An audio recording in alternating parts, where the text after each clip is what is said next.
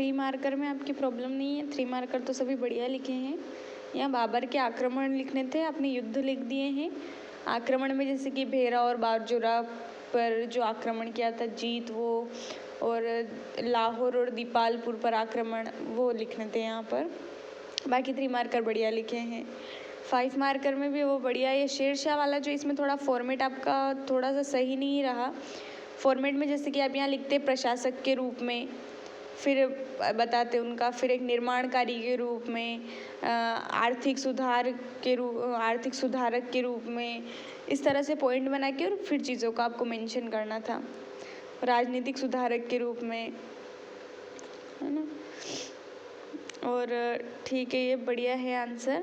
ये अलाउद्दीन के साम्राज्य विस्तार की नीति है, ये अच्छा लिखा आपने आंसर, पर इसमें थोड़ा और किया जा सकता था। जैसे कि पहला पॉइंट आप डालते कि दक्षिण अभियान में जो भी मेंशन था वो कर देते। दूसरा उत्तर भारत विजय अभियान। फिर तीसरा पॉइंट आप डालते कि विवाह नीति अपनाई इन्होंने, कि विवाह करके जो है उस साम्राज्य का विस्तार कर लो। फिर युद्ध करो और जीतो की नीति। और फिर और लिखते कि जो भी ब्राह्मणों को या इनको जो भूमि दान दी गई थी, वो दान वाली भूमि को भी इसने अपने साम्राज्य में ही मिला लिया, है ना। तो इस तरह से 2-3 पॉइंट और ऐड करते तो ये आंसर अच्छा पूर्ण हो जाता। फिर बाकी ये बढ़िया लिखा है। जो त्रिपक्षीय संघर्ष है, इसमें प्रतिहार वंश के शासकों का महत्व बताना है। तो प्रतिहार वंश के शासक में बस आपने नाम लिखा वत्सराज, इसके अलावा आपने किसी भी शासक का मेंशन यहाँ पर नहीं किया।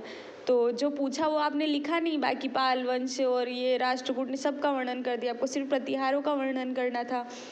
आप और अंत में जो नागभट्ट द्वितीय है प्रतिहार शासक, उन्होंने इसको जीता, तो नागभट्ट द्वितीय का कहीं मेंशन नहीं किया।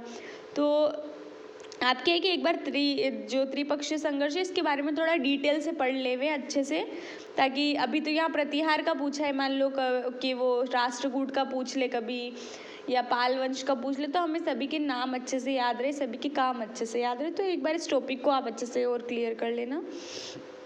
ये वाला है, इसमें भी और आप अच्छे मार्क्स ला सकते थे, अच्छा गेन कर सकते थे, पर नहीं कर पाए। तो थोड़ा सा फॉर्मेट में भी प्रॉब्लम है, थोड़ा सा फॉर्मेट को और सुधारा जा सकता है यहाँ पर, क्योंकि जो आपने आंसर लिखा सब है, कंटेंट भी सब डाला है, पर आउटलाइन नहीं करी, मैप नहीं बनाया। इस वजह से एग्जामिनर को तो चेक करने में प्रॉब्लम हो रही है ना, तो वो तो नंबर कम ही देगा। तो आप ऐसा करें कि आपसे पहले जो कॉपियाँ डली है, दिशा नाम से किसी लड़की की कॉपी डली है, उसका ये वाला आंसर आप देखना। उन्होंने जिस फॉर्मेट का यूज़ किया है ना, आप वो फॉर्मेट देखना और उस तरह से मतलब उस फॉर्मेट को आप यूज़ कर लेना इस आंसर में, तो अच्छा लगेगा। बाकी बढ़िया प्रयास है आपका, जारी रखें।